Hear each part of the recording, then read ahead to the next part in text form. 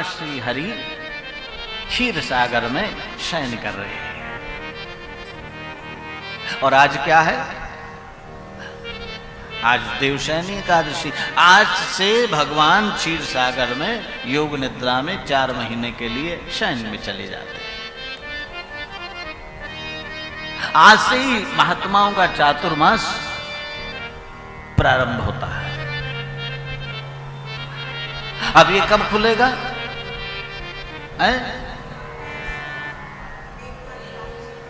देव उठनी एकादशी को भगवान श्री हरि योग निद्रा से जागेंगे। अब ये 4 महीने बहुत सावधानी वाले हैं, ध्यान देना। और इन 4 महीनों में बड़ी बीमारियां होती नहीं।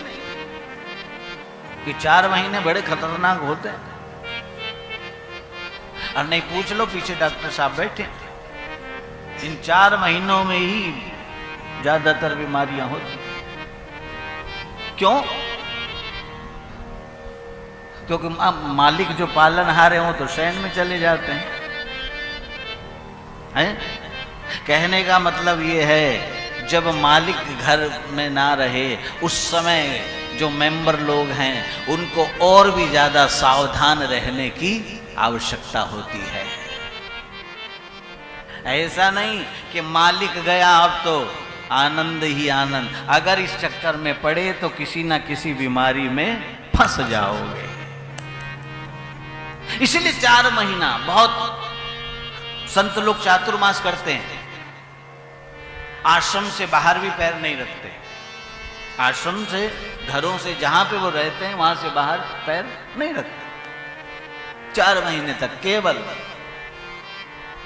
भगवत भजन, उपवास, साधना, मंत्रोच्चार, इन्हीं में रहते हैं।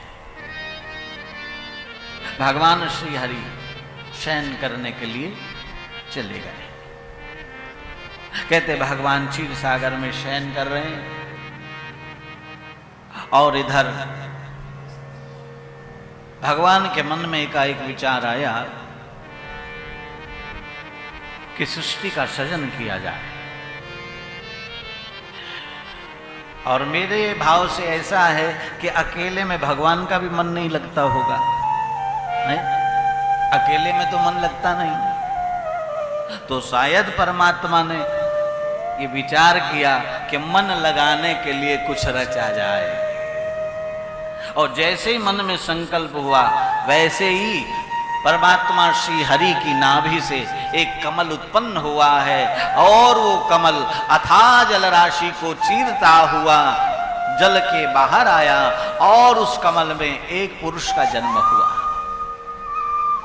उस पुरुष ने चारों तरफ देखा तो उसके 4 मुख हो गए, जिसे हम ब्रह्मा कहते हैं। ब्रह्मा जी के मन में ये विचार आया कि मुझे उत्पन्न करने वाला कौन है। कहते कमल की डंडी डंडी गए, पता नहीं लगा पाए, फिर ऊपर आए। आकाशवाणी हुई, ब्रह्मा अगर पिता का पता लगाना चाहते हो तो तपस्या करो। कहते ब्रह्मा तपस्या करने के लिए बैठे, लेकिन कोई आधार होना चाहिए। कोई आधार नहीं था। इतने में जल की थपेड़ों से आवाज आने लगी और एकाएक श्रीमन्नारायण नारायण नारायण, श्रीमन्नारायण नारायण नारायण, भजमन नारायण नारायण नारायण, भजमन नारायण नारायण नारायण, गाओ नारायण नारायण नारायण, गाओ नारायण गाओ से गाएंगे।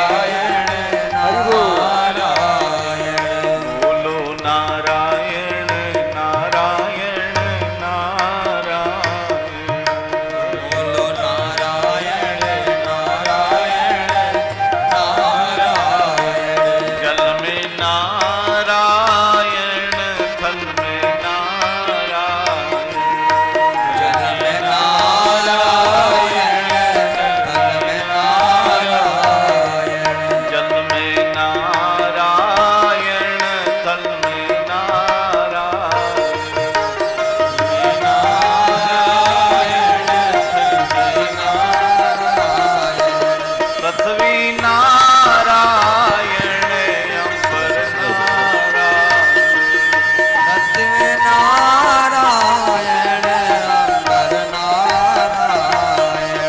पृथ्वी नारायण अंबर नारायण रवि नारायण अंबर नारायण मुझ में नारायण मुझ में नारायण ये नारायण तुझ में नारायण मुझ में नारायण मुझ में नारायण तुझ में नारायण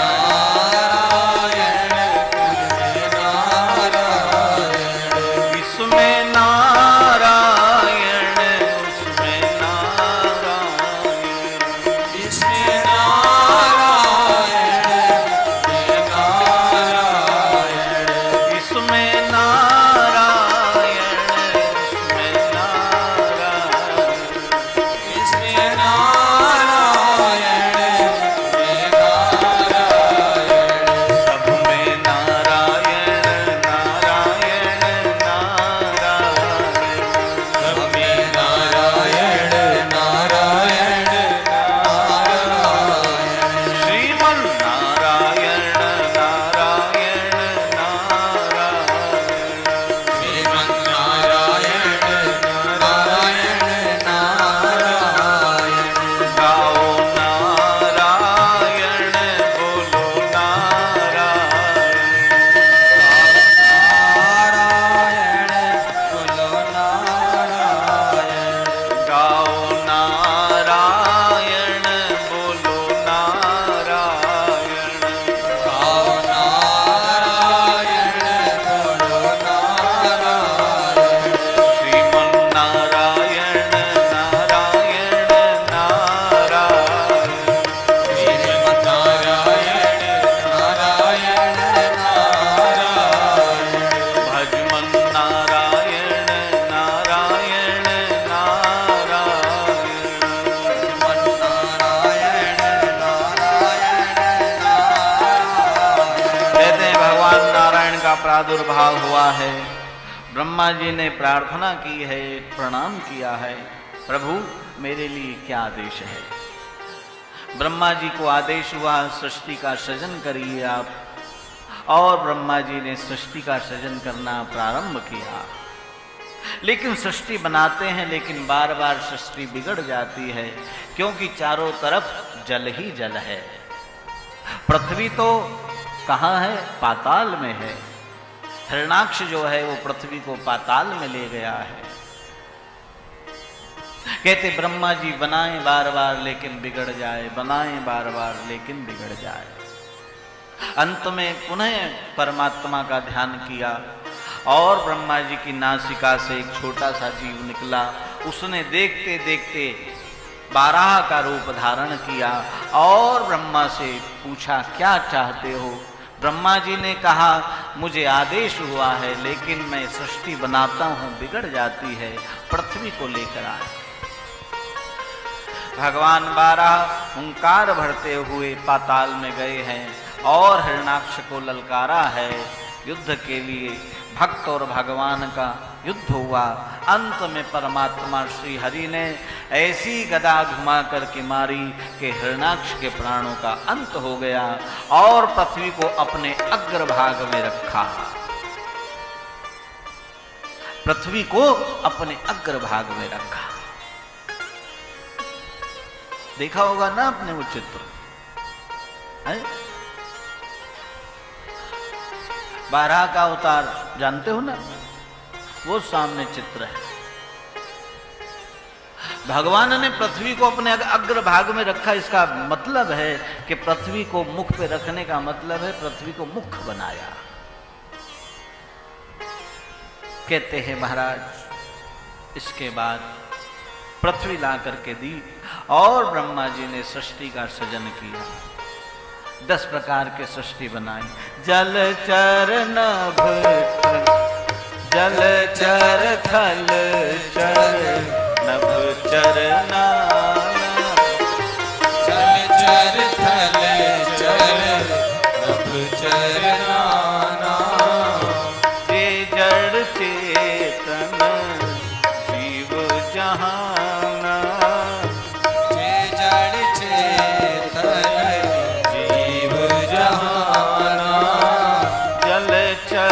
थल चर नभ चरनाना। जल चर थल चर नभ चरनाना। जे जड़ चेतन जीव जहाना।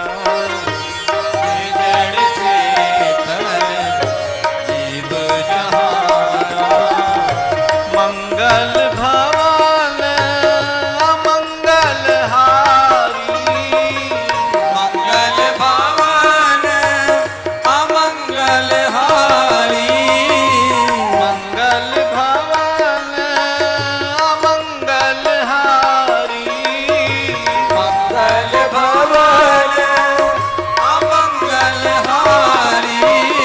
प्रभु सुदशरथ अजीर बिहारी। बहु सुदशरथ अजिर बिहारी। प्रभु सुदशरथ अजीर बिहारी। बहु सुदशरथ अजिर बिहारी। 10 प्रकार की सृष्टि बनाई और कहते हैं एक भाग से वाम भाग से कन्या का जन्म हुआ और दाहिने भाग से पुरुष का जन्म हुआ, जिनको हम महाराज मनु और शत्रुपा के नाम से जानते हैं। कहने का मतलब हमारे जो आदि माता पिता हैं वो महाराज मनु और महारानी शत्रुपा है। महाराज मनु शत्रुपा ने आज्ञा दी मांगी है, हमें आदेश दीजिए क्या करें।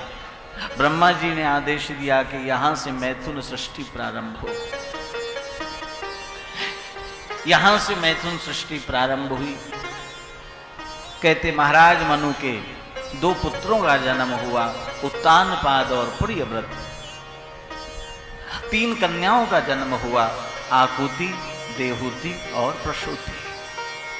आकुति रुचि प्रजापति को ब्याही गई, प्रसूति दक्ष प्रजापति को ब्याही गई, लेकिन जो देवहूति की नाम की कन्या है वो विवाह नहीं कर रही थी।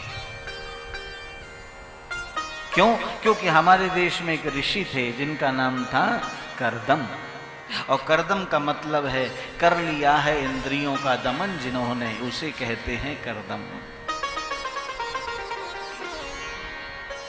कहते करदम ऋषि ने भगवान का ऐसा अखंड तप किया कि भगवान प्रकट हुए और करदम से कहा कि वरदान मांगो, क्या चाहते हो,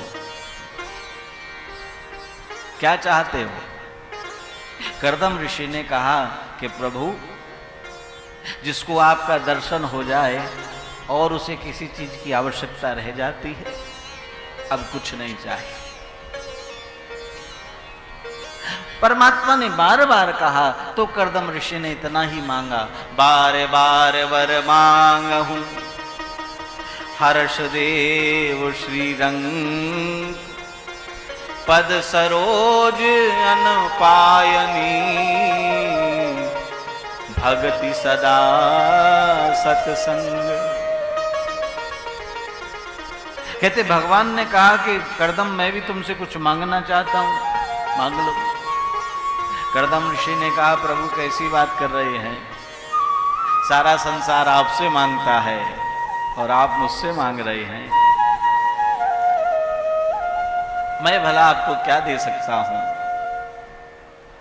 परमात्मा ने कहा कि मांगना है, अगर देना हो तो हां करो।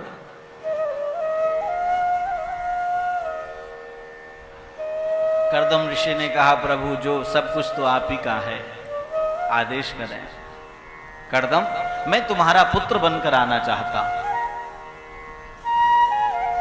करदम ने कहा कि प्रभु सारा संसार आपका पुत्र है, आप सारे संसार के पिता हैं, कैसी बचकानी बात कर रहे हैं। भगवान ने कहा कि आदेश करो, बनूं कि ना बनूं। करदम ऋषि ने कहा कि प्रभु अगर मैं मना भी करता हूं होगा तो वही जो आप चाहेंगे, क्योंकि होई है सोई जो राम रचि राखा, जैसे ही आपकी आज्ञा। कहते करदम ऋषि फिर समाधि में चले गए। कुछ समय के बाद अपने आश्रम में आ गए। इधर देवहूति जो है वो विवाह नहीं कर रही थी। देवहूति ने संकल्प किया, मैं कर्दम ऋषि के साथ ही विवाह करूंगी। एक दिन महाराज मनु ने शत्रुपा जी से कहा कि तुम पूछो ये विवाह क्यों नहीं करती। शत्रुपा जी ने पूछा कि बेटी विवाह तू क्यों नहीं कर रही, क्या तेरे मन में है।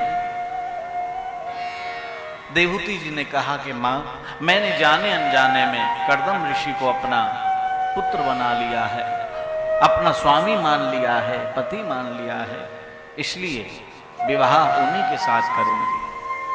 कहते हैं जब महाराज मनु को पता लगा, महाराज मनु और शत्रुपा जी देवहूति को लेकर कर्दम ऋषि के आश्रम गए हैं।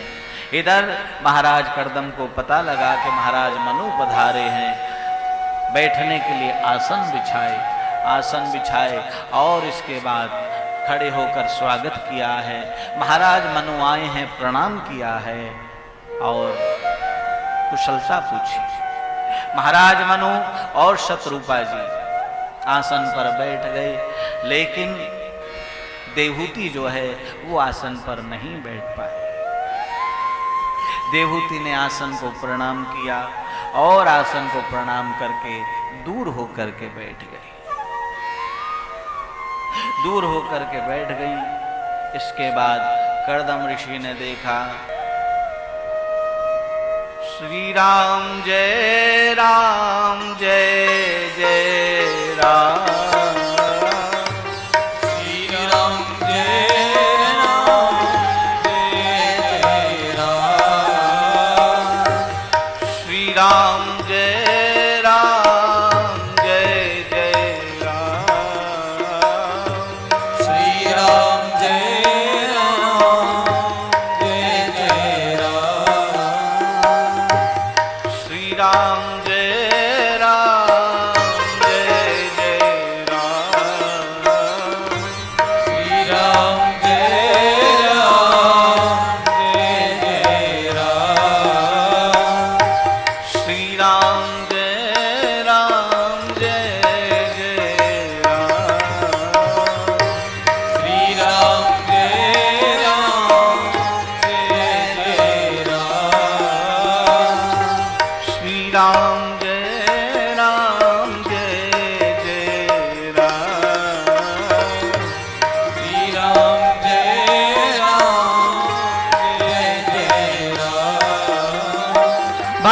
जाता है। बीच में अगर कोई आए ना तो भाव बिगड़ जाता है, भाव की जो डोर है वो टूट जाती है।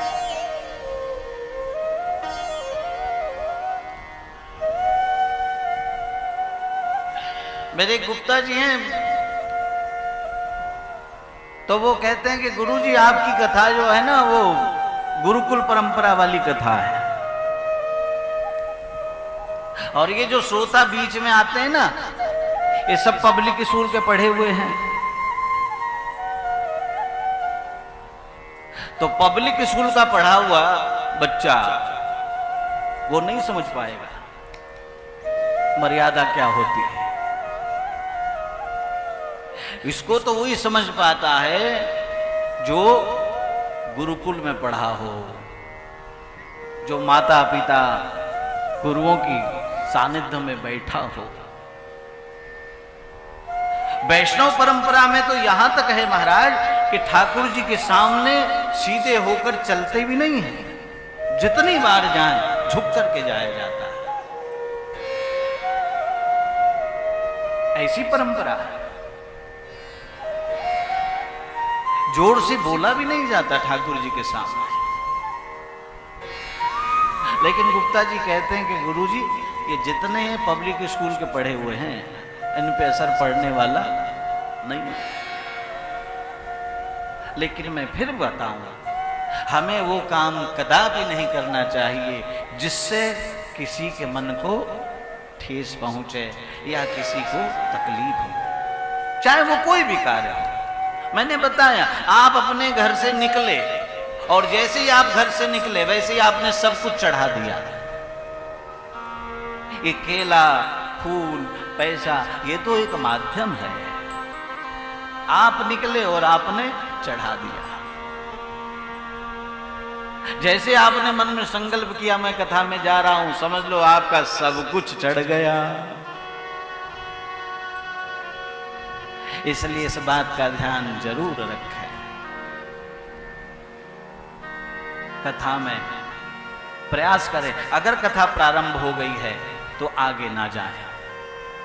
पता नहीं कौन श्रोता किस भाव में बैठा है, किस भाव में वक्ता किस भाव में चल रहा है, क्या धारा चल रही है। भाव का बहुत ध्यान रखा जाए। आजकल तो कथाओं में बड़ी, अब क्या, आजकल तो बड़ी स्थिति अलग हो गई कथाओं की। कभी राधा जी आ रही हैं, कभी कृष्ण जी आ रहे हैं, कभी दुर्गा जी आ रही हैं, तो कभी श्याम बाबा आ रहे हैं। तो नहीं, कथा जो है वो बड़ा मार्मिक विषय है। कथा मतलब जीवन की व्यथा को दूर करने का एक बहुत बड़ा साधन। कथा से जीवन की व्यथा दूर होती है महाराज। इसलिए कथा को बहुत ध्यान से, और पता नहीं, मैंने कल बताया था ना, न जाने कौन से गुण पर दया निधि रीझ जाते हैं, न जाने कौन से गुण पर दया निधि रीझ जाते हैं। न जाने कौन से गुण पर दया निधि रीझ जाते हैं। न जाने कौन से गुण पर दया निधि रीझ जाते हैं। दया निधि रीझ जाते हैं, कृपा निधि रीझ जाते हैं। दया निधि रीझ जाते हैं, कृपा निधि रीझ जाते हैं। दया निधि रीझ जाते हैं, कृपा निधि रीझ जाते हैं। दया निधि रीझ जाते हैं, कृपा निधि रीझ जाते हैं। न जाने कौन से गुण पर दया निधि रीझ जाते हैं। न जाने कौन से गुण पर दया निधि रीझ जाते हैं। न जाने कौन से गुण पर दया निधि रीझ जाते हैं। न जाने कौन से गुण पर दया निधि रीझ जाते हैं। देवहूति ने आसन को प्रणाम किया और प्रणाम करके दूर बैठ गई। कर्दम ऋषि समझ गए, लगता है भगवान की लीला प्रारंभ हो गई। अंत में पूछा गया, क्या हो के ही कारण है आगमन तुम्हारा। महाराज मनु ने कहा, प्रभु कहते हुए तो लज्जा आती है, लेकिन बिना कहे भी नहीं बात बनती। ये मेरी कन्या है, इसने आपको अपना पति मान लिया है और हम आपके पास ये प्रस्ताव लेकर आए हैं, आप इससे विवाह करें। कहते हैं कर्दम ऋषि ने कहा, मैं विवाह तो करूंगा, लेकिन एक शर्त है। जैसे एक पुत्र का जन्म होगा वैसे गृहस्थ को छोड़ के मैं संन्यास धारण करूंगा। अगर ये बात देवहूति को स्वीकार हो तो मैं विवाह करूं। देवहूति जी ने स्वीकृति दी और वहीं पर गंधर्व विवाह हुआ।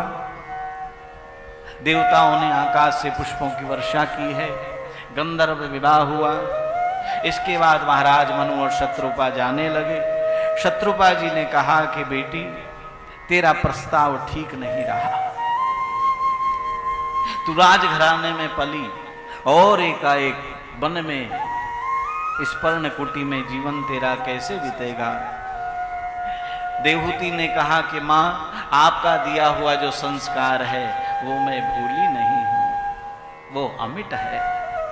इधर महाराज मनु और शत्रुपा गए, इधर कर्दम ऋषि समाधिस्थ हो गए, समाधि में चले गए। और घंटे 2 घंटे की समाधि नहीं, 100 साल की समाधि में चले गए। इधर समाधि अवस्था में जो भी सेवा सुलभ होती थी वो देवहूति जी करती थी। बहुत समय के बाद एक दिन सेवा में लगी हुई थी, इतने में कहते हैं कर्दम ऋषि समाधि से अलग हुए। उसी तरह जिस तरह भगवान शिव राम राम शिव सुमिरन लागे, जाने उमा जगतपति जागे। राम राम कहकर के समाधि से अलग हुए। इधर देहूती जी चरणों में प्रणाम करती हैं। कर्दम ऋषि ने पूछा कि तुम कौन हो? देहूती ने प्रार्थना की, आज से 100 वर्ष पूर्व मेरे माता पिता महाराज मनु और महारानी शत्रुपा मुझे आपके चरणों में छोड़ के गए थे। मैं आपकी धर्म पत्नी, मेरा नाम